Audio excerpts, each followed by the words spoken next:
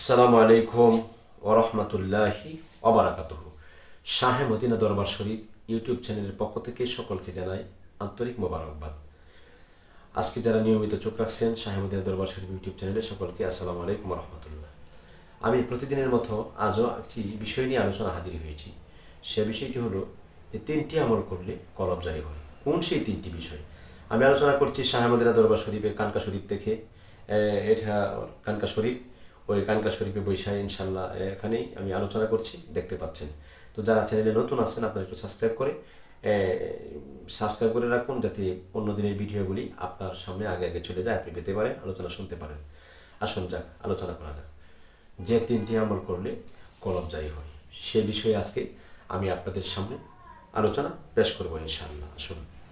আসলে 3টি আমল করলে কলব জারি হয়, তার আগে 2টা জিনিস অন্তরে রাখতে হবে। 3টি আমলের আগে 2টা জিনিস অন্তরে স্থাপন করে নিতে হবে। 1 নাম্বার, আল্লাহর প্রতি মজবুত প্রেম। আল্লাহর প্রতি মজবুত প্রেম। আল্লাহর প্রতি যদি প্রেম না থাকে, মহব্বত না থাকে, তাহলে কলব জারি হবে না। মানে মজবুত কঠিন প্রেম, কঠিনের চেয়েও কঠিন প্রেম। দুনিয়ার একজনকে একজন পাইতে গেলে যেরকম কাহের, যেরকম মহাব্বতের চেয়ে তারা হাজারো কোটি গুণ মহাব্বত প্রেম, আল্লাহর প্রেমে বিভোর থাকতে হবে, দেওয়ানা থাকতে হবে। 1 নাম্বার। 2 নাম্বার যেটা, আল্লাহর প্রতি দৃঢ় বিশ্বাস। মানে ইমানটাকে আল্লাহর প্রতি কাঠি রাখতে হবে, আল্লাহর প্রতি দৃঢ় বিশ্বাস স্থাপন করতে হবে। নচেত কোশ্চিনখানে ওই আল্লাহ রাব্বুল আলামিনকে পাওয়া যাবে না এবং কলব জারি হবে না। আল্লাহর প্রতি যাদের দৃঢ় বিশ্বাস থাকবে, আল্লাহর প্রতি যাদের দৃঢ় বিশ্বাস থাকবে, তারাই আল্লাহকে পাবে। তো এই 2টা জিনিস প্রথমে করতে হবে। 1 নম্বর হচ্ছে আল্লাহর প্রতি মজবুত প্রেম, 2 নম্বর হচ্ছে আল্লাহর প্রতি দৃঢ় বিশ্বাস। এখন যে 3টে আমল করতে হবে সেটি হচ্ছে, 1 নম্বর, সদা সর্বদাই আল্লাহর জিকির করা। জিকির মানে কি? আল্লাহকে স্মরণ, আল্লাহকে বলে না যাওয়া। শুধু আল্লাহ আল্লাহ জিকির, লা ইলাহা ইল্লাল্লাহ জিকির, এটা না। মানে আল্লাহকে এক মুহূর্তের সময়ের জন্য বলে না থাকা, সদা সর্বদাই। তার মানে সদা সর্বদাই আল্লাহর জিকির করা, আল্লাহর জিকিরে মশগুল থাকা। এইটা যদি কেউ করে, কলব তার জারি হবে ইনশাআল্লাহ। নাম্বার 2, বেশি বেশি ইস্তেগফার করা বা তওবা করা। গুনার কোনো কাজ হয়ে গেছে, সাথে সাথেই তওবা।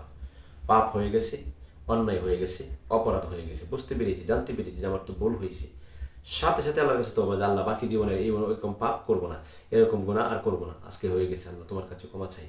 এভাবে যারা তওবা করবে, আল্লাহ তাআলা বলেছেন, ইন্নাল্লাহা ইউহিব্বুত তাওয়াবিনা ওয়াল্লাহু ইউহিব্বুল মুতাতাহহিরিন। আল্লাহ তাআলা তওবাকারীদেরকে ভালোবাসেন। ইন্নাল্লাহা ইউহিব্বুত তাওয়াবিনা, আল্লাহ তাআলা তওবাকারীদেরকে মহব্বত করেন এবং পবিত্রতা অর্জনকারীদেরকে আল্লাহ ভালোবাসেন। সেজন্য বেশি বেশি ইস্তেগফার করতে হবে, ক্ষমা প্রার্থনা করতে হবে, বিনয়ী থাকতে হবে সদা সর্বদাই। এই কলবের মধ্যে আপনার অর্থাৎ নেস্তি থাকবে, কলবের মধ্যে শয়তান বাসা বাঁধতে পারবে না। এই কলব আস্তে আস্তে জারি থাকবে। এইভাবে যারা এই আপনার সদা সর্বদাই বেশি বেশি ইস্তেগফার করবে, বেশি বেশি যারা আল্লাহর কাছে এভাবে ক্ষমা চাবে, আল্লাহ তাআলা সবসময় তাদের কী করবে? তাদের কলবের মধ্যে জিকির জারি হবে বা কলব জারি হবে। নাম্বার 3 হচ্ছে কলবের কাহেশ থেকে, অর্থাৎ নফসের কাহেশ থেকে নিজেকে বিরত রাখতে হবে।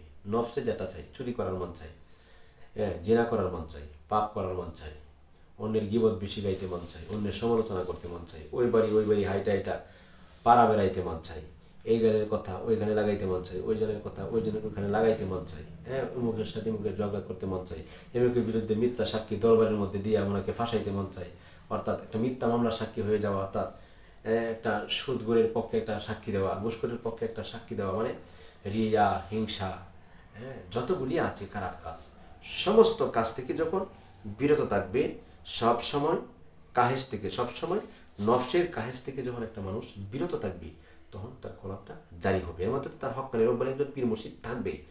পীর মুর্শিদের অনুসন্ধান না থাকলে আবার হবে না। মোট কথা হচ্ছে একজন ওলি আল্লাহর সোহবতে আপনার নিতে হবে। ওলি আল্লাহর সোহবত নিয়ে যখন আপনি ওলি আল্লাহর ওজিফাগুলি আদায় করবেন নিয়মিত, ওলি আল্লাহর কথাগুলি আপনি মানবেন, আপনার মুর্শিদের কথা, আপনার বাজানের কথা, আপনার দয়ালের কথা যখন আপনি স্মরণ রাখবেন সবসময়, তখন আপনি এই 3টি কাজ আপনি করার চেষ্টা করবেন, আপনার কলব অটোমেটিকলি ইনশাআল্লাহ জারি হয়ে যাবে। নচেত কোশ্চিনকালে জারি হওয়া সম্ভব না। এর মধ্যে প্রথমে যে কাজটা করব সেটা হচ্ছে সর্বদাই আল্লাহর জিকির করা। 2 নম্বর যে কাজটা সেটা হচ্ছে সবসময় কী করা, বেশি বেশি ইস্তেগফার করা, তওবা করা। 3 নাম্বার যেটা, নফসের কাহেশ থেকে দূরে থাকা, নিজেকে দূরে রাখা, নফসের বিরুদ্ধে জিহাদ করা। এজন্য নফসে একমাত্র শয়তানের ওয়াসওয়াসা দেয়, সেখান থেকে বিরত থাকতে হবে। আশা করি আজকের আলোচনাটি অল্প সময়ে বোঝানোর চেষ্টা করেছি। আর বিভিন্ন দলিল্লা বিদিল্লা আদিল্লা থেকে চেষ্টা করি আপনাদেরকে এ তরিকতে কিছু নিত্য নতুন দেওয়ার জন্য।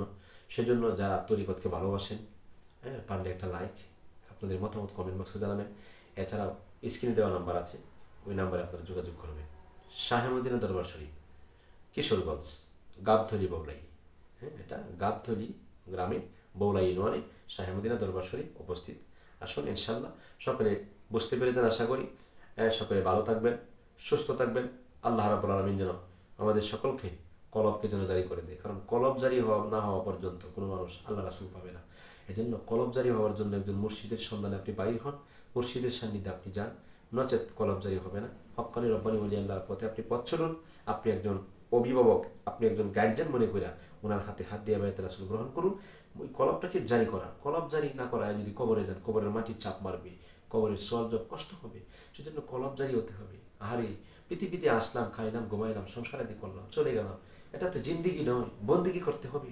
জিন্দিগি আল্লাহ দিয়েছেন আমাকে বন্দিগি করার জন্য। এজন্য ন্যূনতম অন্ততপক্ষে কলবটা যাতে জারি হয়, একজন কামিল মুর্শিদের চরণে যায় নিজের জীবনটাকে বিলায়া দেন, মুর্শিদ ওলি আল্লাহর চরণে। সকলে ভালো থাকুন। আসসালামু আলাইকুম ওয়া রাহমাতুল্লাহি ওয়া বারাকাতুহু ওয়া মাগফিরাহ।